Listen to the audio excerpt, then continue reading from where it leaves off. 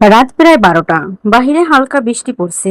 ছেলেটা ফোন হাতে বসে আছে, কিন্তু তার চোখে কোনো ঘুম নেই। হঠাৎ ফোনটা বেজে উঠল। স্ক্রিনে লেখা মা কলিং।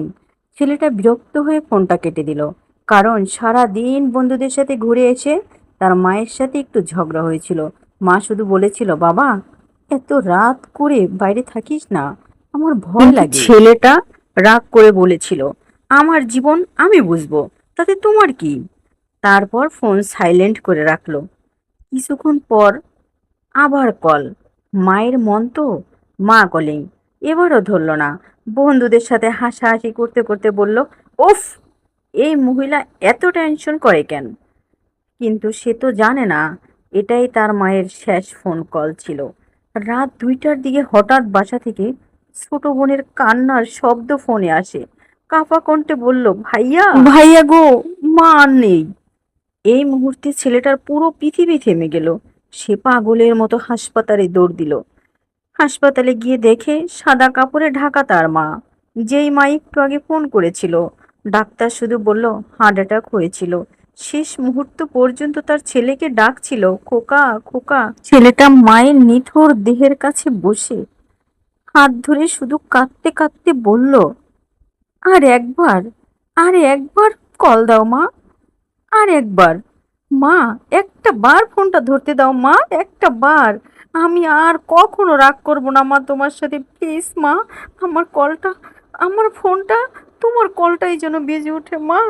আমি তোমার ফোনটা ধরবো মা। আর একবার কল দাও, আর একবার। কিন্তু তখন তো অনেক দেরি হয়ে গেছে। পৃথিবীতে না সব কিছু পাওয়া যায়, কিন্তু মা হারিয়ে গেলে, বাবা হারিয়ে গেলে আর কখনো ফিরে পাওয়া যায় না। প্রত্যেকটা জিনিসের না রিপ্লেসমেন্ট হয়, কিন্তু মা বাবার রিপ্লেসমেন্ট হয় না। বুঝলে তোমরা সবাই? জানো, যার বাবা হারিয়েছে সে বোঝে বাবা না থাকার কষ্টটা কি। যার মা হারিয়েছে সে বোঝে মা হারাবার কষ্টটা কি। এই ছেলেটা যদি একটা বার তার মায়ের ফোন কলটা ধরতো, তাহলে হয়তো আজ তার মা বেঁচে থাকতো। ভালোবাসার মানুষ, আদরের মানুষ নারী ছেঁড়া ধন। তাদের বিপদের আশঙ্কায় মারা যে কত ছটফট করে, এটা যদি এ যুগের ছেলেমেয়েরা বুঝতো, হয়তোবা তারাও বুঝবে যখন তারা বাবা মা হবে। কিন্তু বাবা মায়ের দরদ না কখনোই সন্তানরা বুঝে না। হয়তোবা আমরাও বুঝিনি, আমাদের ছেলেমেয়েরাও এখন আমাদের কথা শুনছে না। কিন্তু প্রত্যেকটা ছেলেমেয়ের উচিত মায়ের অনুগত্য হওয়া, বাবার অনুগত্য হওয়া, বাবা মায়ের অবাধ্য না হওয়া। যারা বাবা মায়ের অবাধ্য হয় তারা জীবনে কিছুই করতে পারে না। আর বাবা মাকে সবাই ভালোবাসুন। পৃথিবীর সব বাবা মার প্রতি সম্মান রেখে বলতেছি, আই লাভ ইউ বাবা, আই লাভ ইউ মা।